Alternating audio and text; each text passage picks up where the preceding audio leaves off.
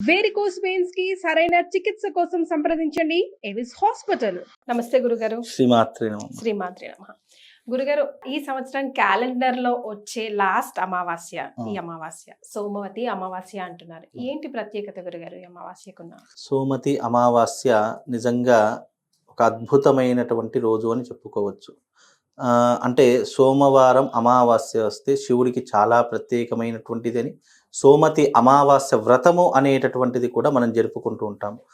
ఈ సోమవతి అమావాస్య శివుడికి చాలా ప్రత్యేకమైనటువంటిది. ఆ రోజున సోమవారం వ్రతం ఆచరిస్తుంటారు. సోమతి అమావాస్య వ్రతాన్ని కూడా ఆచరిస్తూ ఉంటారు. అమావాస్య రోజు కూడా వ్రతాలు నోములు అవి చేసుకుంటారు. 100%. ఎందుకంటే సోమవారం అమావాస్య వచ్చింది అంటే శివుడికి సంబంధించినటువంటి క్రతువులు. ఎందుకంటే అమావాస్య అంటే ఆ నెల ముగిసింది అని అర్థము. శివుడు ఏంటి? లయకారకుడు. శివుడి యొక్క తత్వం ఏంటి? లయం చేయడము. ఏదైతే మన జీవితంలో అవసరం లేనటువంటి వాటిని అన్నింటినీ కూడా నశింపజేయడం అనేటటువంటిది ఉంటుందో అది కేవలం శివుడు మాత్రమే చేయగలుగుతాడు. అలాగే ఈ యొక్క సోమతి అమావాస్య పుణ్యాన్ని సంపాదించుకోవడానికి, మన జీవితం అభివృద్ధి వైపు నడిపించుకోవడానికి, శివుడి సాక్షాత్కారం పొందడానికి, శివుడి యొక్క సంపూర్ణమైనటువంటి అనుగ్రహాన్ని పొందడానికి ఈ సోమవతి అమావాస్య చాలా ప్రత్యేకమైనటువంటిది శాస్త్రము. అయితే పూర్వకాలంలో సోమతి అమావాస్య వ్రతాన్ని ఆచరించి, నోములను ఆచరించి చాలా మంది కైవల్యాన్ని, ముక్తిని పొందినటువంటి దాఖలాలు కూడా చాలా మట్టుకు మనకు పురాణ గాథల్లో చెప్పడం జరుగుతుంది. ఎందుకు అనంటే గనక ఈ సోమతి అమావాస్య ప్రత్యేకత, సోమవారం గనక అమావాస్య తిథి వస్తే గనక ఆ రోజున శివుడికి ప్రత్యేకంగా చేయవలసినటువంటి అభిషేకాలు కొన్ని శాస్త్రంలో చెప్పడం జరిగింది. అలాగే ప్రత్యేకంగా శివుడికి చేయవలసినటువంటి లింగార్చన గురించి కూడా మనకు శాస్త్రం తెలియదు.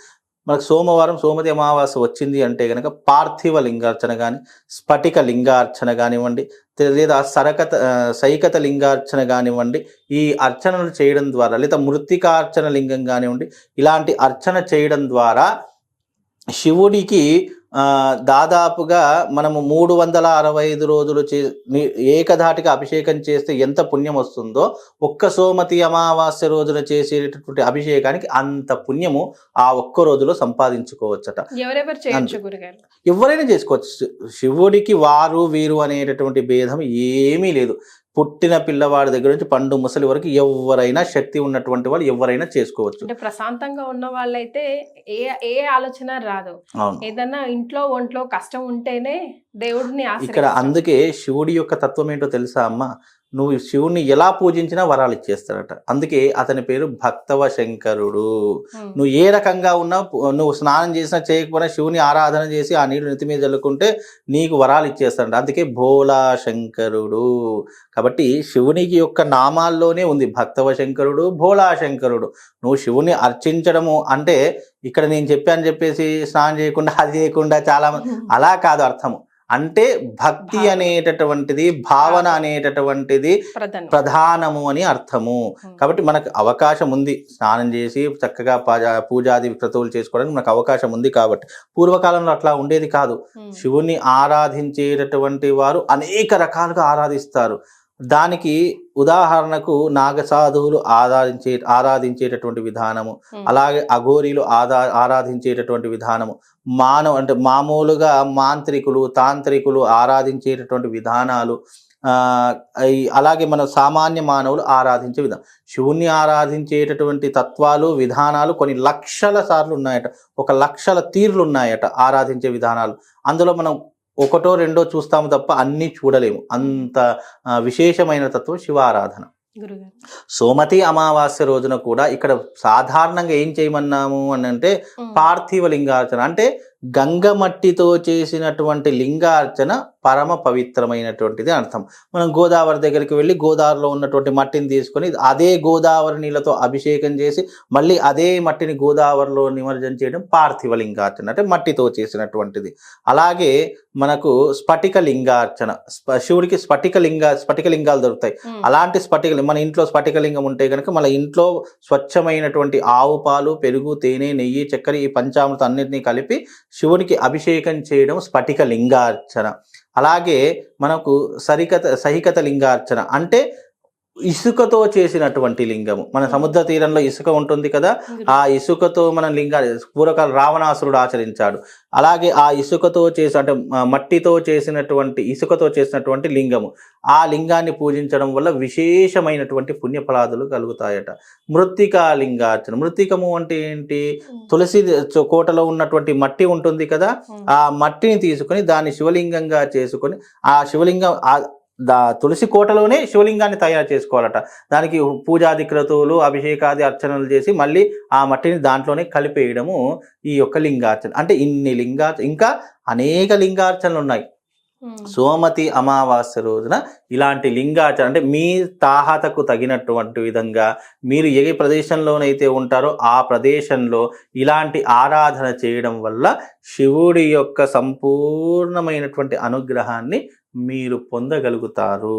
శివుడి అనుగ్రహం అతి సులభంగా దొరుకుతుంది. శివుణ్ణి మనం రోజు ఉదయం లేచిన వెంటనే శివ అని అనుకున్నాం అనుకోండి, దాని పుణ్య ఫలితం 1000 రెట్లుగా మనకు తిరిగి వస్తుందట. శివ అనే ఒక్క నామస్మరణ మనం చేయడం ద్వారా మన జీవితంలో ఆయుష్ అనేటటువంటిది ఆటోమేటిక్గా ఉద్ధరింపబడుతుంది అట. అంటే యమగండ కాలాలు తొలగిపోతాయట, రాహుకాలాలు తొలగిపోతాయట, గుళిక కాలాలు తొలగిపోతాయంట. మన జీవితంలో మనకి ఏదైనా అపమృత్యు దోషాలు వస్తున్నాయి, సడన్గా మనకి ఏదైనా ఇబ్బందులు కలుగుతాయి, వాటన్నిటినీ కూడా దూరం చేసేటటువంటి వాడి యొక్క నామం పేరే శివ. పరమశివుడి యొక్క నామంలోనే అంత గొప్పతనం ఉంది. అంటే అతన్ని అభిషేకిస్తే, అతన్ని అర్చిస్తే, అతన్ని పూజిస్తే, అతన్ని నామం తలుచుకుంటే ఇన్ని రకాల పుణ్యములు కలుగుతాయి. ఆ పుణ్యములన్నీ కూడా ఒక రోజు మనం చెయ్యాలి, ఆ భగవంతుని ఆరాధన చేయాలంటే ఇదిగో ఈ సోమతి అమావాస్య రోజున చేసుకోండి. నిజంగా అమావాస్య పితృదేవతలకు చాలా ప్రీతికరమైనటువంటిది అని అర్థము. పితృదేవతల యొక్క అనుగ్రహాన్ని పొంది భగవత్ అనుగ్రహాన్ని, ఇద్దరి యొక్క అనుగ్రహాన్ని ఏకకాలంలో పొందాలంటే ఇలా సోమతి అమావాస్య వచ్చినప్పుడు గనక చేస్తే మనం చేసినటువంటి విధానానికి భగవంతుడు సంతోషించి ఇతని వంశంలో గతించినటువంటి వారు, మరణించినటువంటి వారు ఎవరైతే ఉంటారో వాళ్ళందరికీ ఒక్కసారిగా ముక్తిని ప్రసాదించేటటువంటి వాడు పరమశివుడు. ఎందుకంటే లయకారకుడే ఆయన, తీసుకుని వెళ్ళేటటువంటి వాడే ఆయన. ఆయన ఒక్కసారి తలుచుకుంటే చాలు, ఈ రోజున నా యొక్క అర్చన చేశాడు వీడి యొక్క గతించినటువంటి వాళ్ళు ఎవరైతే ఉన్నారో, వీళ్ళ తాతలు, తండ్రులు, వీళ్ళ యొక్క ఫోర్ ఫాదర్స్ ఎవరైతే వాళ్ళందరికీ ముక్తిని ప్రసాదించేయండి అని ఒక్కసారి ఆజ్ఞాపిస్తారట. అంటే భగవంతుడి యొక్క తత్వంతో పాటు పితృదేవతల యొక్క అనుగ్రహాన్ని పొందడానికి కూడా సోమతి అమావాస్య చాలా ఉత్తమమైనటువంటిది అని అర్థం.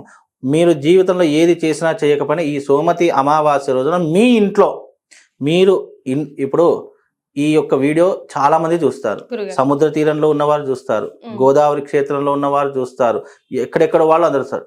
మీ ప్రాంతీయ ఆచారాన్ని బట్టి మీకు సముద్రం దగ్గరలో ఉందా, సముద్రం దగ్గరికి వెళ్ళండి, ఇసుక తీసుకోండి, ఇసుకతో లింగాన్ని చేయండి, ఇసుకతో లింగాన్ని చేసి చక్కగా దానికి షోడశోపచార పూజ చేసుకోండి.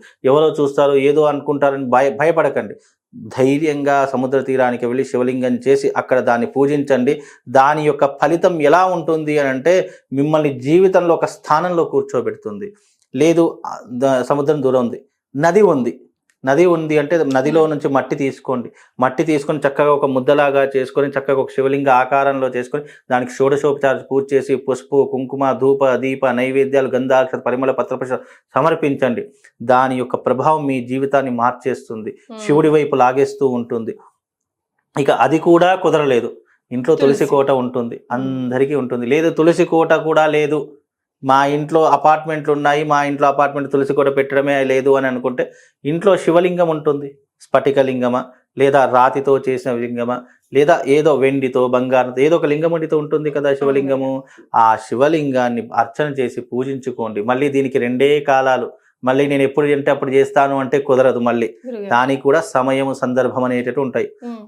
ఏ సమయంలో చేస్తే ఎలాంటి పుణ్యం కలుగుతుందో భగవంతుడు మనకు శాస్త్రంలో అందించాడు. దానికి బ్రాహ్మీ ముహూర్తము, ప్రదోషకాలం 2 శివుడికి చాలా ప్రీతికరం. బ్రాహ్మీ ముహూర్తం అంటే ఉదయకాలము, ప్రదోషకాలం అంటే సాయంకాలం, సంధ్య వేళ కాలము. ఈ 2 కాలాలు శివుడికి అత్యంత ప్రీతికరమైనటువంటివి. ప్రదోష కాలంలో పూజ చేయడం వల్ల నీలో ఉన్నటువంటి అంధకారాన్ని తొలగించేస్తాడు, నీకున్నటువంటి ఆర్థిక బాధలు తొలగించేస్తాడు. నువ్వు జీవితంలో ఏ కష్టంతో నువ్వు బాధపడుతున్నావు, నీ మనస్సు ఏ కష్టానికైతే బాధపడుతుందో ఆ కష్టాన్ని పూర్తిగా తొలగించేటటువంటి రోజు ప్రదోష కాలం. బ్రాహ్మీ ముహూర్తంలో చేశావు అంటే, బ్రహ్మ ముహూర్తంలో ఉదయకాలం సూర్యుడు రాకముందే శివార్చన చేశావు అంటే నీ జీవితంలో రోజులు మారిపోతాయి. నీకున్నటువంటి చెడు సంఘటనలు కానివ్వండి, నెగిటివ్ ఎనర్జీ కానీ పూర్తిగా తొలగిపోయి నిన్ను ఒక ఉన్నతమైనటువంటి స్థానంలో కూర్చోబెట్టేటటువంటి మార్గము ఆ రోజు నుంచి నీకు ఏర్పడడం ప్రారంభమవుతుంది. ఇలా సోమతి అమావాస్య పితృదేవతలతో పాటు భగవంతుడికి కూడా చాలా ప్రీతికరమైనటువంటిది. ఈ రకంగా మీరు ఏ స్థానంలో ఉంటే ఆ విధానాన్ని మీరు చేసుకోండి, శివుడి యొక్క సంపూర్ణమైనటువంటి అనుగ్రహాన్ని పొందుతారమ్మా. రైట్ గురుగారు, ఎలాగో క్యాలెండర్ ఇయర్ ఎండింగ్ ఇయర్ కూడా కాబట్టి అమావాస్య అంటే మనం జనరల్ గా దిష్టి దోషానికి కూడా ప్రధానంగా చెప్పుకుంటాం. అలా దిష్టి దృష్టి రెండు కూడా మంచిగా కావాలి, అది నెక్స్ట్ ఇయర్ మనకు క్యారీ ఫార్వర్డ్ కావద్దంటే ఏదైనా చక్కటి రెమెడీ సూచించండి. అయితే దీనికి ఒక క్షేత్రం గురించి చెప్తానమ్మా. ఏం క్షేత్రం అంటే, ఇక్కడ దగ్గరలో మనకు ధర్మపురి క్షేత్రం అని తెలుసు కదా అందరికీ. ఆ ధర్మపురి క్షేత్రంలో రాకమునిపై జగిత్యాల నుంచి ఒక 10-15 కిలోమీటర్ల దూరంలో ఒక ఆశ్రమం ఉందమ్మా. అది ఆంజనేయ స్వామి వారి యొక్క ఆశ్రమం. అక్కడ స్వామివారు చూడడానికి చిన్నగా ఉన్న ఆలయం చాలా చిన్నదిగా ఉంటుంది, కానీ దాని శక్తి ప్రమాణం ఎంత గొప్పది అంటే భూత ప్రేత పిశాచాదులను దూరం చేసేటటువంటి శక్తి సామర్థ్యాలు అదిగో ఆ ఆశ్రమంలో ఉన్నటువంటి ఆంజనేయ స్వామికి ఉంది. అది ఎవ్వరికి కూడా తెలియదు, ఇప్పటి వరకు ఎవ్వరికి తెలియదు. నేను ఈ మధ్య కాలంలో ధర్మపురి క్షేత్రంలో వెళ్ళినప్పుడు ఎందుకో నా మనసు ఇక్కడ ఏదో ఆశ్రమం కనిపిస్తుంది, వెళదామని. అక్కడ నిర్మానుష్యం అడవి ప్రదేశంలో ఉంది. ఆ అడవి ప్రదేశంలో దాదాపుగా 15 సంవత్సరాల నుంచి ఒక దంపతులు ఉంటున్నారు. ఒక చిన్న ఇల్లు, ఒక 2 రూమ్ల ఇళ్లలో ఆ దంపతులు ఉంటున్నారు. అక్కడే ఉండి ఆ యొక్క ఆశ్రమం 3 ఎకరాల పొలము, ఆ 3 ఎకరాల పొలము పూర్తిగా ఆశ్రమానికే ఉంటుంది. ఆ 3 ఎకరాల పొలంలో ఒక ఆంజనేయ స్వామి వారి యొక్క ఆలయం. ఆంజనేయ స్వామిని చూస్తే నిజంగా ఈ వెంట్రుకలు రోమాలు నిక్కబెడుచుకున్నాయి. అంత పరమ పవిత్రంగా, అంత శక్తివంతంగా ఉంది ఆంజనేయ స్వామి. అక్కడ వెళ్ళి అడిగాను, ఏంటి ఇక్కడ ఎవరు రావట్లేదు, ఎవరు జనసంచారం లేదు అంటే, ఇక్కడ ఆలయం ఉన్నట్టు ఎవరికి తెలియదండి. ఇక్కడ చాలా మంది అంటే తెలిసినటువంటి వాళ్ళు ఈ అమావాస్య వస్తే భూత ప్రేత పిశాచాలు కానీ దయ్యం పట్టింది అనుకోవడం. నీకు ఇంకో విషయం కూడా చెప్తున్నాము, ఎవరికి తెలుసో తెలియదు, ఈ ఫిట్స్ అంటాము, మూర్ఛ వ్యాధి అంటాము, నిజంగా చెప్తారు కదా, అలాంటి ఫిట్స్ మూర్ఛ వ్యాధి అనేటటువంటిది కూడా సైంటిఫిక్ రీజన్ గా మూర్ఛ ఫిట్స్ అంటాము. కానీ అది ఒక రకమైనటువంటి ప్రయోగము అని శాస్త్రం చెప్పడం జరిగింది. ఊరికే ఫిట్స్ ఈ రకమైనటువంటి మూర్ఛ వ్యాధి వచ్చింది అంటే ఒక సైంటిఫిక్ రీజన్ గా ఒక డాక్టర్ దగ్గరికి వెళ్తే ఇతనికి మూర్ఛ రోగం ఉందమ్మా, అనుకోకుండా ఇట్లా వస్తుంది, ఏదైనా శబ్దం విన్నా, ఏదైనా చూసినా, కొండ లాంటి ప్రదేశం చూసినా మూర్ఛొచ్చి పడిపోతాడు అని చెప్పేసి చెప్తుంటారు. అది కూడా ఒక రకమైనటువంటి నెగిటివ్ ఎనర్జీని అతని బాడీలోకి ఎక్కించారు అని శాస్త్రం చెప్పడం జరిగింది. కాబట్టి అలాంటివి కూడా ఉంటే అదిగో ఆ క్షేత్రానికి వెళితే అవి అన్ని దూరం అయిపోతాయి. అంత విశేషమైనటువంటి క్షేత్రము. సాక్షాత్తు ఆంజనేయ స్వామి, మన ధర్మపురి క్షేత్రం తెలుసు కదా, ఆంజనేయ స్వామి దర్శించుకొని అక్కడ తన యొక్క శరీర భాగంలో ఒక కవచం పడినటువంటి ప్రదేశం అది. అంత విశేషమైనటువంటిది ఆ యొక్క ఆశ్రమం. అది చాలా మటుకు తెలియదు. దాని నుంచి కొంచెం కొండ మీదికి వెళితే అక్కడ ఒక కుండం ఉంటుంది. ఆ కుండము ఎంత విశేషమైంది అంటే, మీరు ఎండాకాలం వెళ్ళినా, వర్షాకాలం వెళ్ళినా, ఏ కాలంలో వెళ్ళినా, 300 ఎప్పుడు వెళ్ళినా ఆ నీటి మట్టం అంతే ఉంటుంది. వర్షం పడ్డా నీళ్లు అందులోకి పోయినా అదే మట్టం ఉంటుంది. ఇప్పుడు మనం ఏదైనా కుండ పెట్టామనుకోండి, ఆ కుండలో నుంచి నీళ్లు పొంగి పొర్లిపోతుంటాయి. ఆ దాంట్లో అలా కాదు, ఎంత భారీ వర్షం పడ్డా అది అంతే ఉంటుంది. పొంగవు, పైకి రావు, కిందికి వెళ్ళవు. అంత విశేషమైనటువంటి కుండం ఆ కొండ మీద ఉంటుంది. అలాగే కొంచెం ముందరికి వెళితే ఒక శైవ క్షేత్రం, శివాలయం ఉంటుంది.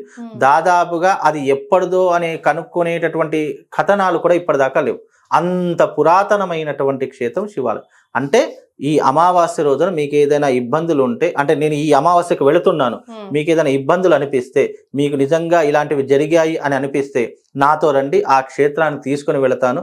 ఆ క్షేత్రాన్ని దర్శించుకొని వచ్చిన, అక్కడ మనం పూజాది క్రతువులు చేసిన, నిజంగా మీకున్నటువంటి దుష్ట శక్తుల ప్రభావం పూర్తిగా తొలగిపోతుంది. అంత పుణ్యక్షేత్రం. ఆంజనేయ కలియుగ బ్రహ్మైగా ఆంజనేయ స్వామి చూస్తేనే సగం దారిద్రాలు పోతాయమ్మా.